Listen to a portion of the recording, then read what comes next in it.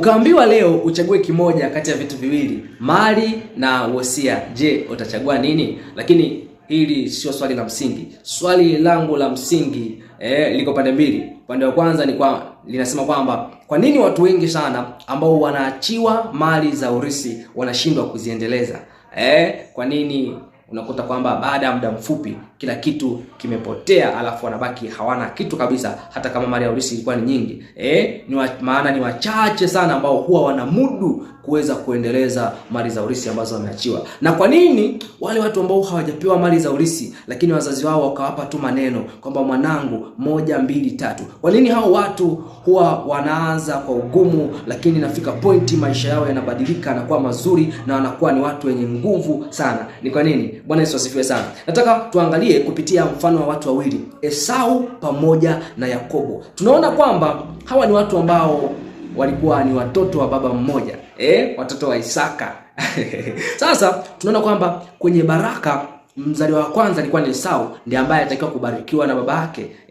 Lakini Yakobo yeye alifanya mchezo, akaiba baraka ya mwenzake. Lakini sio kuiba by the way, ile ilikuwa ni halali yake, kwa sababu kaka yake tayari alikuwa ameshaiuza ile baraka ya mzaliwa wa kwanza kwa sababu ya njaa. Alimwambia kwamba baraka ya mzaliwa wa kwanza chukua, mimi nipe chakula nile ili nisife. Kwa hiyo Yakobo alikuwa na haki kwa sababu tayari kwa kinywa chake Esau alikuwa ameshamuuzia Yakobo. Kwa hiyo katika ulimwengu wa roho ile baraka ilikuwa inamtafuta Yakobo na ilikuwa ni ya Yakobo. Ilikuwa ni ya Yakobo. Kwa hiyo sasa unaweza kuona kwamba Yakobo alitamkiwa tu maneno na baba yake. Maneno tu.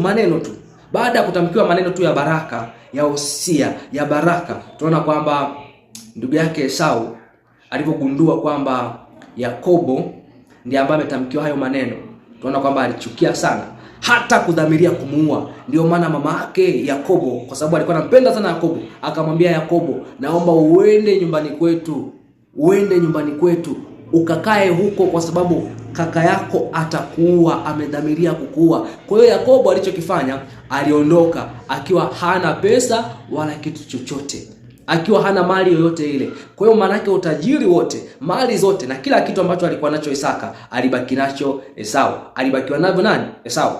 Lakini tunaona baada ya miaka kadhaa, tunaona kwamba Yakobo anatoka kule ambako alienda hana kitu chochote kile, anatoka na utajiri mkubwa, anatoka na watumwa na wafanyakazi na mke na watoto. Kwa hiyo unaweza kuona huu tofauti. Lakini Esau ambaye yeye alikuwa amemiliki kila kitu cha baba yake, kila kitu, tunaona kwamba alikutwa kwenye hali ambayo ilikuwa ni ya kawaida sana, kiasi kwamba mpaka Yakobo, kwa sababu alikuwa na vingi sana, ilibidi ampe na ndugu yake Esau, alafu na akamuomba